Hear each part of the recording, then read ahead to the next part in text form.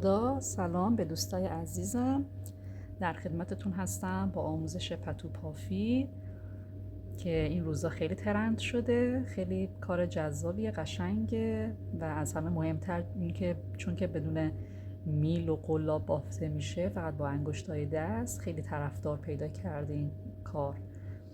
خیلی کار راحتیه، در این حال خیلی جذاب، قشنگه. خیلی چیزای زیادی میتونیم باهاشون ببافیم: پتو، شال مبل، رو تختی، لباس، خیلی چیزای دیگه میتونیم باهاشون ببافیم و ازشون لذت ببریم. خب میریم که با هم دیگه آموزش این بافت رو داشته باشیم، ببینیم چجوریه. خب برای بافت این پتوها به کانوای پافی ما نیاز داریم. این کانوای پافی اینجوریه که تعدادی حلقه دارن. این حلقه ها از همدیگه عبور داده میشه و ما باشون میتونیم خیلی چیزای قشنگی ببافیم. هر چیزی که خواستیم ببافیم اول از همه با متر اندازه میزنیم. هر چقدر که بود 3-4 تا دونه اضافه تر میکنیم که وقتی که بافته میشه جمع میشه بد نشه. پس حتما 3-4 تا دونه رو اضافه تر در نظر بگیرید شما. خب برای بافت این پتو ما تعداد حلقه زوج نیاز داریم. این میخوایم ببافیم، این مقدار آزادی رو اینجا ما داشته باشیم. این مقدار باید آزاد باشه. اگر که نبود یه دونه از این حلقه ها رو ما از وسط اینجوری باز میکنیم و این آزادی رو بهش میدیم. حتما این کار رو انجام بدین، چون اگر انجام ندین کارتون بعداً به مشکل برمیخوره، ممکنه که شکافته بشه. خب تعداد زوج رو انتخاب میکنیم: 2، 4، 6، 8، 10. من اینجا 10 تا رو انتخاب میکنم که میخوام سریعتر بافته بشه و کار زود به نتیجه برسه و شما ببینید. شما هر چقدر که خواستید میتونین کارو کوچیک یا بزرگتر کنین. بنابر هر چیزی که خواستین ببافین میتونین تعداد حلقه ها رو در نظر بگیرین. هر پتوتون هر چقدر که باشه، یا شال مبل، تختی، هر چیزی که میخواین ببافین باید با متر اندازه بزنید، ببینید چقدر حلقه نیاز دارین. خب من اینجا 10 تا دونه رو در نظر میگیرم: 2،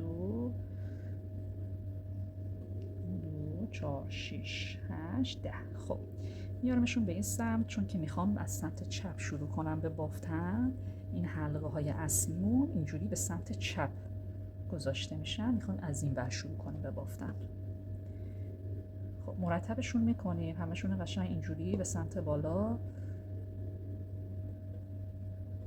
اینجوری با نظم قشنگ به ترتیب میارمشون به سمت بالا که هیچ حلقه‌ای جا نمونه موقع بافتن. همشون باید بافته بشن. خب ما برای بافتن نیاز داریم به نقشه. نقشه این بافت اینه که میگه ردیف اول به سمت چپ بافته بشه. این فلش ها که به سمت چپن یعنی به سمت چپ ما باید ببافیم ردیف اولو. خب به سمت چپ یعنی این که این 10 تا دونه رو ما به سمت چپ ببافیم. یعنی که حلقه اولی از همین 10 تا دونه، کاری به بقیه فعلا نداریم، من این 10 تا رو دارم میگم. این دوتای اولی یعنی که این حلقه اول روی حلقه دوم قرار میدیم و حلقه زیری رو از اون حلقه‌ای که اون طرف داریم جدا از اون 10 تا هم دیگه اون طرفن، از اون باید عبورشون بدم.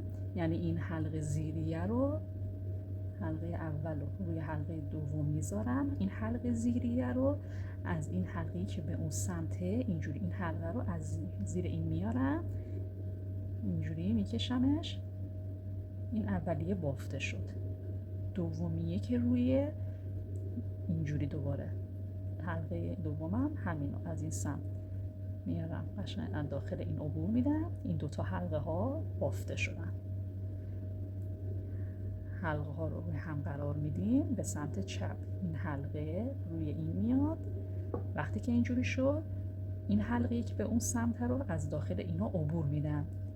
زیری اول اون روی دوم بافته میشه. این حلقه روی این قرار میگیره، حلقه زیری اول بافته میشه، حلقه رویی دوم بافته میشه و به همین ترتیب تا آخر روی هم میذاریم. حلقه زیری اول، حلقه رویی دوم بافته میشه، روی هم میذاریم. حلقه زیری اول، حلقه رویی دوم بافته میشه. خب رج اول ما به همین راحتی بافته شد. قشنگ باید صاف و مرتبشون بکنیم که حلقه جا نمونه. وقتی که میبافیم اینجوری قشنگ باید بذاریمشون زمین، قشنگ صاف و مرتبشون بکنیم، حلقه جا نمونه. ولی خیلی هم نمیخواد بکشینش، فقط در حدی که اینجوری مرتب بشن. خب ردیف اول بافته شد. ردیف دوم رو چجوری ببافیم؟ ردیف دوم میگه که حلقه اول رو راست ببافیم. پس حلقه اول راست یعنی چی؟ یعنی که فقط این حلقه رو از این حلقه‌ای که به این سمت دارم، اینو از توی این عبور میدم. این میشه راست بافتن. بعدی چی؟ میگه به سمت راست. بعدی ها همشون رو به سمت راست، یعنی که این حلقه میاد روی این حلقه قرار میگیره به سمت راست و حلقه زیری اول بافته میشه،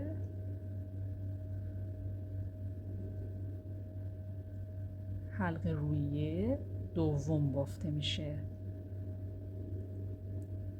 این حلقه میاد روی این حلقه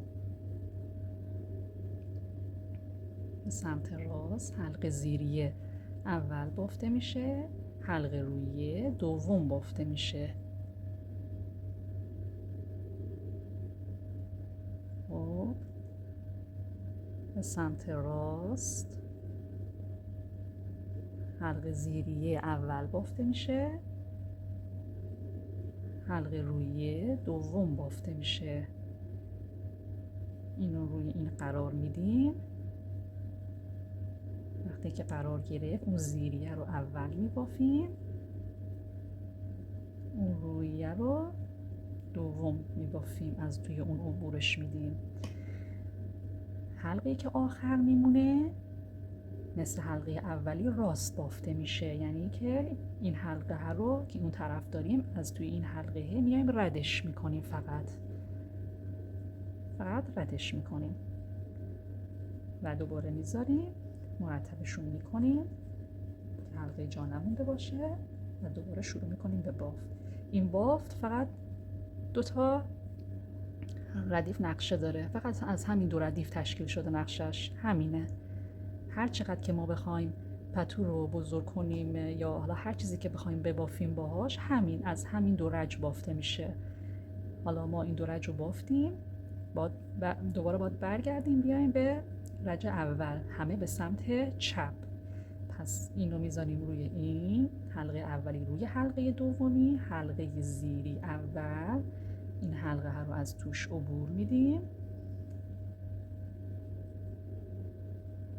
حلقه دومی هم بعداً بافته میشه. این حلقه روی این حلقه قرار میگیره، حلقه زیری اول، حلقه رویی دوم بافته میشه.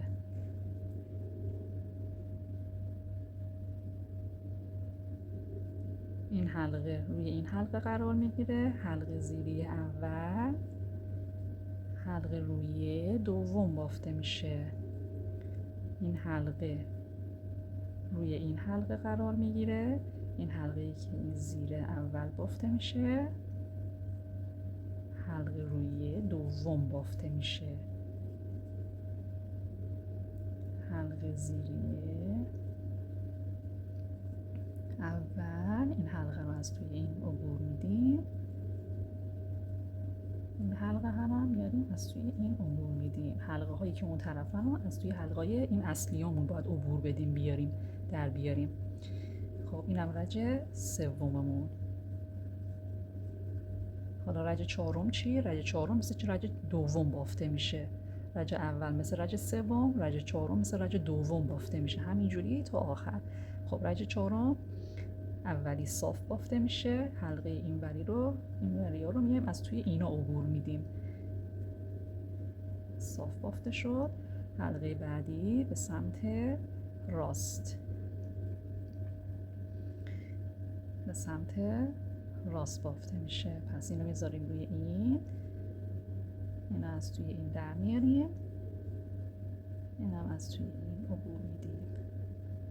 بعدی چی؟ بعدی هم همین کار رو انجام میدیم به سمت راست. این حلقه رو از توی این عبور میدیم، زیری حلقه روی هم دوم بافته میشه.